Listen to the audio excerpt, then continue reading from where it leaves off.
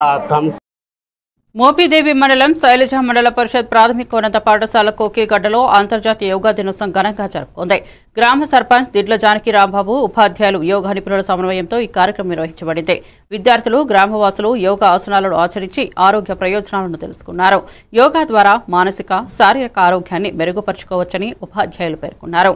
అంతర్జాతీయ యోగా దినోత్సవం సమాజంలో ఆరోగ్య సద్బుద్ధిని పెంపొందించేందుకు ఓ మంచి ప్రయత్నమని గ్రామ ప్రజలు అభినందించారు.